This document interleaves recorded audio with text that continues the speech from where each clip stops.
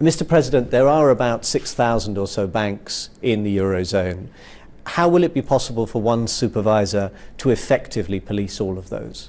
First of all, this single supervisor, the ECB, will do it, of course, in articulation with the national supervisors. And there will be a phasing in. And of course, the ECB will focus on the systemic relevant banks and also on those that are receiving public support. But it is important that the ECB, as a single supervisor of the euro area, has the possibility to go, if needed, to see any bank. Because as we have seen in the past, some of the problems came not from big systemic relevant banks, but also from what were called regional banks. And when you say any bank, does that mean a bank that is operating in the Eurozone but has its headquarters elsewhere? And obviously I'm thinking of a bank based in the City of London but does business in the Eurozone. That bank too could be subject to the supervisor? Yes, any bank in the Eurozone should be subject.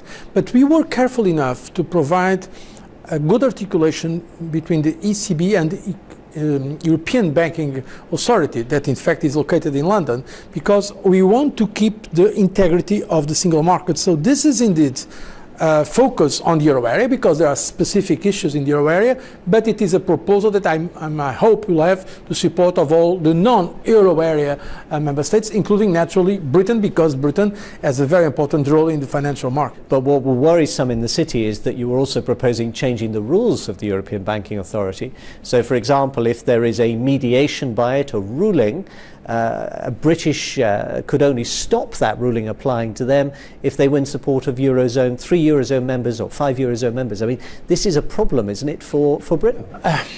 Basically, we keep the same rules that exist today. Already today, there is qualified majority. And yes, there are 17 countries in the euro area and 27 countries for the European Union. But I know the British concerns, and I believe a solution can be found to avoid countries that are not in the euro area to be in a way put out of the game, because we want this to work not only for the euro area but for all the European Union. What is your message then to the City of London, this financial heart of Europe, not just of Britain? My financial to the City of London, and in fact the message I've been also conveying to the British government, is that we need Britain supporting this.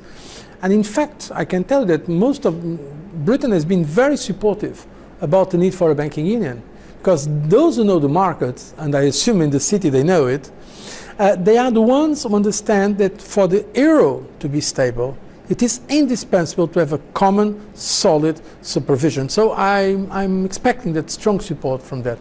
You must be relieved that the German Constitutional Court has said it will not stand in the way of the permanent bailout fund. But German public opinion still seems very sceptical about what, for example, the announcements last week from the European Central Bank may mean for them. There is this continued fear that effectively their money is supporting those countries that have been profligate. How are you going to change that perception? I think it's a political important issue. I think to have the common currency, we need those countries that are more vulnerable to make the necessary reforms, but also the strongest countries like Germany, the biggest economy in the euro area, indeed in Europe, to leave no doubts about its determination to sustain the euro. And so far, the government of Germany, and indeed the Bundestag, the parliament, have been supporting by huge majorities all the important decisions, like the creation of this bailout fund, the ESM. And it was very good news that now there are no more obstacles to the effective implementation of it. But it requires a political debate among ourselves. But I can tell you from my contacts with Germany that I have no doubts about their determination to do whatever is necessary to keep the euro. The euro is essential for Germany, also for the single market. The single market is the home market of Germany. Germany benefits very, very much from this single market and for this single currency. It's the basis for German prosperity. So I am sure that Germany will keep a position of support to the euro area. The President of the European Central Bank, Mario Draghi, said last week that his proposals on bond buying would be a fully effective backstop to deal with any potential crisis that might affect Spain or Italy. But the Italians are saying they won't sign up to this if there are any new conditions, and he said there would be conditions. The Spanish Prime Minister said today in his parliament he hasn't decided whether to seek help, partly because he doesn't know what the conditions are. So you have both the creditor nations unhappy and the debtor nations unhappy. First of all, regarding the ECB, I made it clear today that we believe as Commission and as guardian of the treaties that the ECB is acting within its mandate. Because the mandate of the ECB is not just price stability. It's, first of all, to have integrated monetary policy. So when there are threats to the integrity of the monetary policy, I say that it's not only the right, it is the duty of the ECB to intervene, if necessary, in secondary markets. And this, indeed, it's a very big bazooka. But now, what is good with bazookas is that they should not be used. They are there, if needed, but it does not mean that they really have to be used. So now it's up to the countries that may feel most vulnerable, to decide if they need or not to have the request, to make the request for some further action from the euro area. You talked about the importance of growth in your speech. The Eurozone is in recession at the moment. The OECD says it will hopefully begin to emerge from that next year. What has austerity actually achieved in a country like your own, Portugal, in Greece? What has been the consequence of austerity? First of all, let's be open about this. It's not just the euro area that is in recession. The problems we have today were not created by the euro area. We have countries outside of the euro area that have also suffered the consequences of some behavior in financial markets and also some other issues. But is austerity making it worse? No. It is important to note that countries that have been living above their means have to make fiscal consolidation efforts. And those who pretend the contrary are not being honest. It is impossible to go on with excessive levels of debt and excessive deficits. This is painful, we know. This is difficult, but it has to be done. But other countries that have more margin to promote demand. And so we are already seeing some correction of the imbalances at European level. And that is why also we need some investment at European level, for instance, through the European budget. You say, and you said specifically, that Greece needs to banish any doubt now that it will reform. But what if it says the demands of the Troika mean it can't reform, that it's being asked to do too much? What happens then? But I'm not going to speculate about negative scenarios. So far, the indications I've received, and I spoke very specifically with the Prime Minister of Greece, is that he is determined to reform and he wants to meet the conditions to receive further support. One thing is clear, if it is not the support from the euro area, where is he going to get the support? The reality is that we are the ones who are supporting Greece and supporting other countries. And that's why, in spite of all the doubts and skepticism, the reality is that the European Union and the euro area have been basically taking a responsible position. You talk about support. To many people in those countries, it doesn't feel like support. It feels like they are being directed, controlled, pressured. How do you square then this desire that you talked about in your speech for a union of a federation of nation states, independent, powerful, in control of their own destinies, with your feeling that there needs to be greater control from the centre? To square the circle, we need leadership. We need political leaders also at national level that explain what is at stake. The reality is that without the euro and without European solidarity, countries like Greece will not have the money enough to make their state work. Pensions to be paid, public employees to receive money, the public hospitals to work. This is the reality. It is Greece that has been asking support of others, and it was not the opposite. So we need this solidarity. But of course, we understand that this has to be done with an adjustment program. Now, leadership is of the essence here. I'm not proposing a super state. I've indeed said we don't want a super state. What we want is an agreement between democratic states.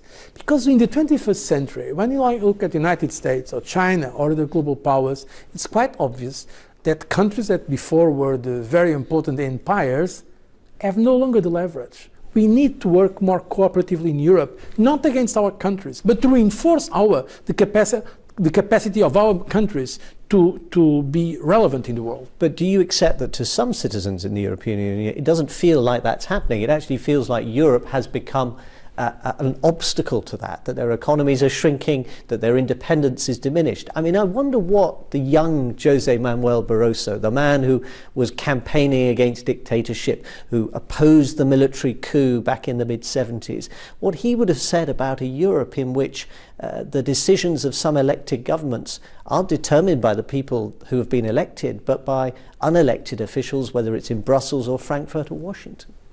Look, we have representative democracy in Europe, like, by the way, you have in Britain. And Britain was, in fact, the creator of representative democracy.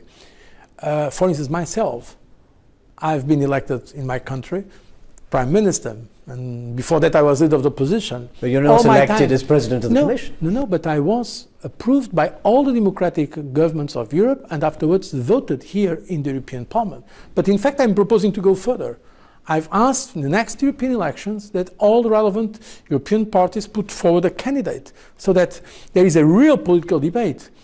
Yes, we need more integration. For more integration, we need more democracy and more accountability. And the European Commission, European institutions are trying to achieve that, not against our member states, but in fact with our member states. Your generation remembers the bad old days. The generation older than you, who helped found the European Union, remembered the consequences of war. But some of those young people now who have no job and see little prospects, they think of war as part of history. They think even of the fall of the Berlin Wall as part of history. They are not part of the generation who dreamed this European dream and saw it as a solution. How do you reach out to them? That's right. That's why we need to, first of all, learn a little bit about history. It's not bad to learn, to read. But also we need to show that in the 21st century, globalization is changing dramatically. I'm not saying to the young generation, let's have a strong European Union just because of the past and to avoid new wars in Europe.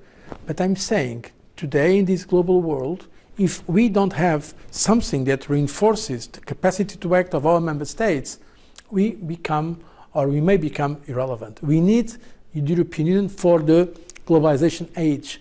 We need this internal market of 500 million people. If not, if a country of 10 million or 15 or even 40 million inhabitants is more or less alone, how can this country compete with global giant powers like the ones we see emerging now in the 21st century? So there is a case for the future, and there is a case to make Europe even more necessary than ever. Let me ask you a final question, which is of interest in the UK. You were asked by an Italian politician a few days ago, Mario Busotto, what would happen were a region of a country that is a member state to secede from that member state? Would those people remain citizens of the EU? And you said it would have to be, a solution would have to be found and negotiated within the international legal order. Can you clarify what that means? Because we're obviously debating the future of Scotland. Would it mean an independent Scotland had to reapply to join the European First of all, I did not reply to any question. It was my spokesperson who made the comments. But what I can tell you is the following. But I'm not going to speculate now about possible secessions. It's not my job. What I can tell you is that to join the European Union, yes, we have a procedure. It's a procedure of international law. A state has to be a democracy, first of all, and that state has to apply to become a member of the European Union, and all the other member states have to give their consent. This is a rule of international law that applies, but I'm not going to make any speculations about any possible decisions in any of our countries. That's up to our countries to decide and to see what form they will have in the future. But new states are new states.